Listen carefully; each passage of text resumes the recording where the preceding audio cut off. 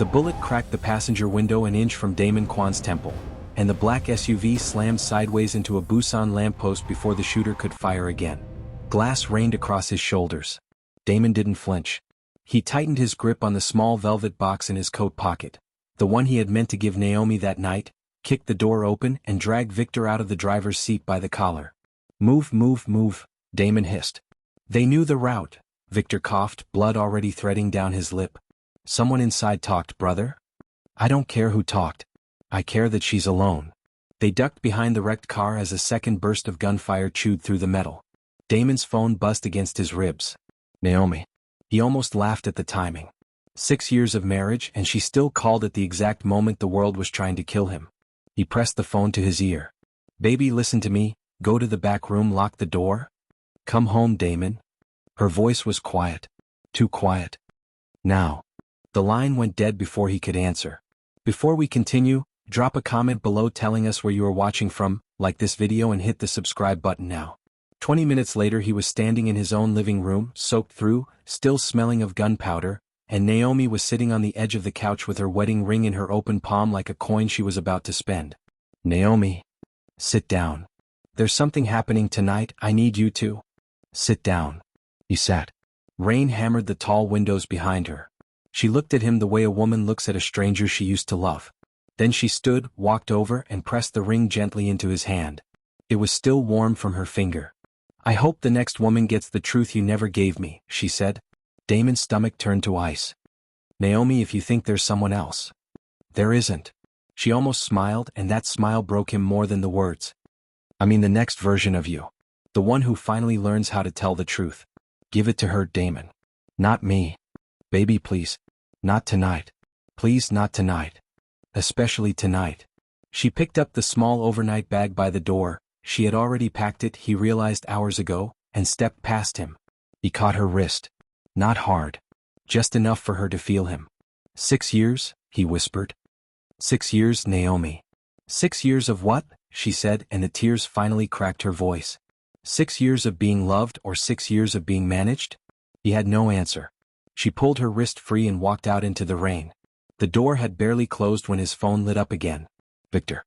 Damon answered without breathing. "They're moving on her tonight," Victor said. "The Iron Vipers. They know she's alone." Damon stared at the ring in his palm. His hand was shaking. "Then no one touches her," he said. "Not a hair. Not a shadow. Do you hear me, Victor? Not a single hair. And her? Do we tell her why?" Damon closed his fist around the ring until the metal bit into his skin. "No. We keep her alive. That's all that matters." "Brother, that's the same answer you've been giving for 6 years." Damon hung up. For 6 years Naomi Carter had believed she was simply lucky. Lucky that the loan officer suddenly changed his mind and approved her studio. Lucky that the man who followed her home from the gallery in Houndy was arrested for something unrelated the very next morning. Lucky that the drunk driver who nearly hit her taxi swerved at the last second into a parked truck and walked away with only a broken nose. She had told her brother Elias once, laughing over wine, "I think the universe has a soft spot for me." Elias had not laughed back. Elias, the attorney, the older brother who had never trusted Damon Kwon from the moment he shook his hand, had only said, "The universe doesn't have soft spots, Naomi. People do." She hadn't understood him then. She was starting to now. Because in the last 3 weeks she had noticed things.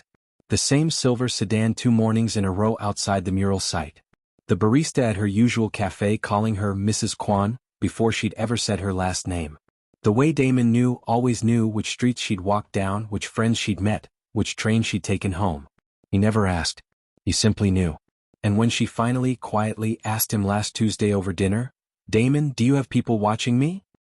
He had set down his chopsticks, looked her in the eye and said, "I have people keeping you safe." "That's not what I asked. It's the only answer I have." That night she had lain awake beside him counting the small betrayals like beads on a rosary. The paid-off debt she never asked him to touch.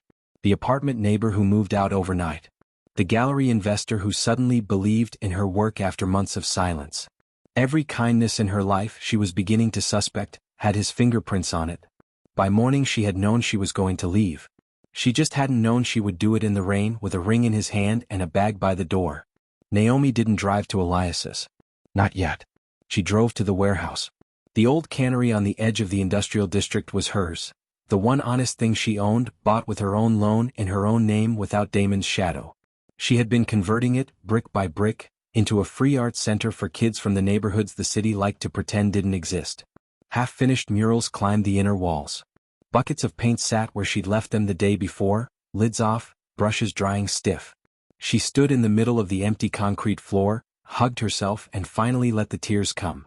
She did not see the two men in the black car across the street.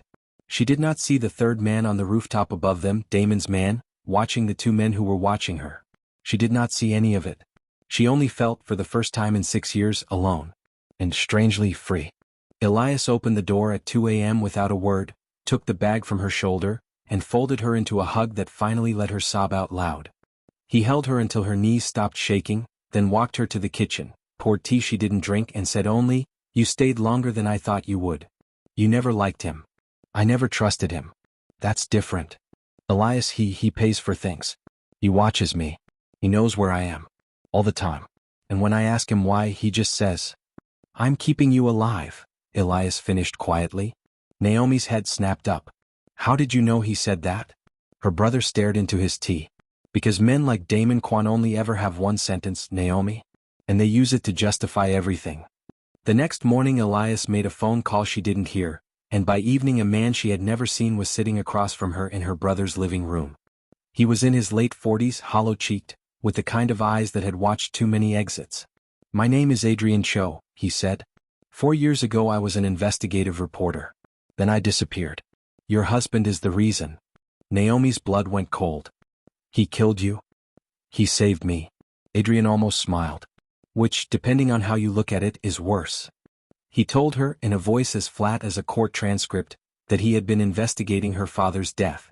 That her father, the quiet accountant she had buried at 19, the man everyone said had died of a heart attack, had not died of a heart attack.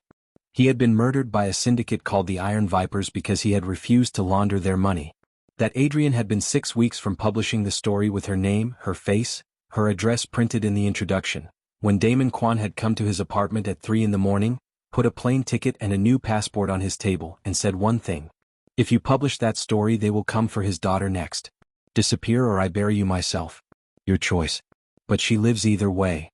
"I disappeared," Adrian said. "For 4 years I disappeared. And every month an envelope arrived wherever I was, with enough cash to keep me quiet and comfortable. Your husband never asked me for anything in return, Mrs. Kwon. Except that you never know." Naomi couldn't feel her hands. "My father was murdered. And the men who did it are the same men who are watching you tonight." She stood up so fast the chair fell backward. No, he would have told me. In 6 years he would have told me." "He didn't tell you," Elias said gently, "because the moment you knew, you became a witness. And witnesses die." Naomi laughed, a wild sound with no humor in it. "So he stole my whole life to save it. He decided all by himself what I got to know about my own father. My own marriage. My own street. My own," her voice broke. "My own choices." She was still shaking when her phone rang. "Damon." She almost didn't answer. Then she did. "One meeting," he said. His voice was raw, like he hadn't slept, like he hadn't stopped talking to her in his head all night. "Naomi, please. One meeting and I will tell you everything. Every name. Every year. Every lie. And then if you want me to disappear, I disappear." "Where?" "The warehouse. Your warehouse. On your ground. On your terms." She hung up without answering and drove there anyway. He was already inside when she arrived, standing under one of her half-finished murals, a woman with wings made of paintbrushes, looking small for the first time since she'd met him. He didn't try to touch her. He didn't try to charm her. He just started talking. He told her about her father. About the Iron Vipers. About the night he had first seen her, 19 years old, weeping alone at a bus stop after the funeral, and how he had decided, right there, that whatever else he became in this life, he would make sure the world never took anything from her again. He told her about Adrian. About the debts. About the neighbor. About the silver sedan. About the 6 years of small, silent, unrelenting protection. He told her the truth. All of it. Finally. When he was done, Naomi's face was wet, but her voice was steady. "Damon." "Yes. You didn't protect me." She stepped closer, Close enough for him to see the ring was no longer on her finger and no longer in her pocket either. You stole my right to choose. Naomi. I could have been brave. I could have grieved my father honestly. I could have decided myself whether I wanted a husband who lived like this. You never let me be a whole person, Damon. You just let me be a safe one. I love you. I know. She was crying now, but she didn't look away from him. That's the part that hurts the most. She walked out of her own warehouse and left him standing under the winged woman, alone. He was still standing there when Victor called. Boss. The circle called a meeting. Tonight. They know she left. They know you're soft. They want me to end it. They want you to end her, brother. Permanently. They say she's a leak now. They say if you can't do it, someone else will. Damon closed his eyes. 6 years of building the Phoenix Circle. 6 years of blood and favors and quiet, careful power. And now they wanted her life as the price of his loyalty. Victor. Yeah. Get every ledger. Every account. Every name. I want them ready by morning. Ready for what, brother? Damon opened his eyes. For the prosecutors. There was a very long silence on the line. Then Victor, quiet, almost proud, you're going to burn it. All of it. Down to the last brick. And me? You get out. Tonight. That's an order. Victor laughed softly. Brother. When have I ever taken your orders? By dawn, 4 black cars were parked outside a federal prosecutor's office in Seoul, and Damon Kwon was walking up the steps carrying 6 years of the Phoenix Circle's secrets in a single leather bag. He did not have a lawyer. He did not have a deal. He had a signed statement, a hard drive, and a wife who wasn't his wife anymore. The prosecutor, a woman in her 50s, looked at the ledgers for a long time before she looked at him. Mr. Kwon, do you understand what you're doing? I understand exactly what I'm doing. You will lose everything. I already have. Word travels fast in a city like Busan. By noon, the Phoenix Circle knew. By afternoon, the Iron Vipers knew too, and they moved faster than anyone expected. Because a Damon Kwon with nothing left to protect was a Damon Kwon they could finally kill. They hit the safe house at dusk. Victor saw the first muzzle flash a half-second before Damon did, and that half-second was the whole story. He threw himself sideways, took Damon down with him, and took the burst of gunfire that had been meant for his best friend's chest. Damon rolled him over on the concrete, pressing both hands to the wound, pressing hard enough to feel his friend's heartbeat stutter under his palms. No. No, Victor, stay with me. Stay with me, brother, stay. Boss.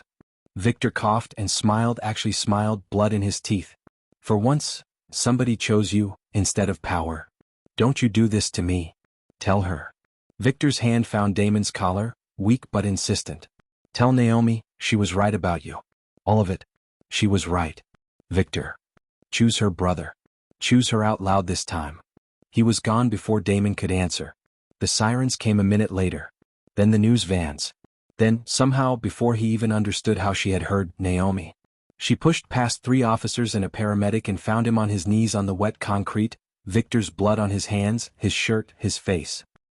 He looked up at her like a man who no longer knew what he was allowed to ask for. She didn't say anything. She just knelt down beside him in the blood and the rain, and she stayed. Together, that night, they helped a paramedic evacuate a family of 4 from the apartment across the alley. A mother, a grandmother, 2 small kids in pajamas, caught between 2 gangs that were finally, publicly tearing each other apart. Damon carried the smallest child. Naomi carried the grandmother's oxygen tank. Neither of them spoke about the ring or the warehouse or the truth or the years. There would be time. Or there wouldn't. But for the first time in 6 years, Damon asked her before he made a single decision. Where do you want me to take them? And Naomi quietly told him. The trial was long. The sentence was shorter than it should have been, because the ledgers Damon handed over dismantled not 1, but 2 criminal organizations, and even the prosecutor admitted, on record, that the man in the dock had done more to end violence in Busan than any officer in a generation.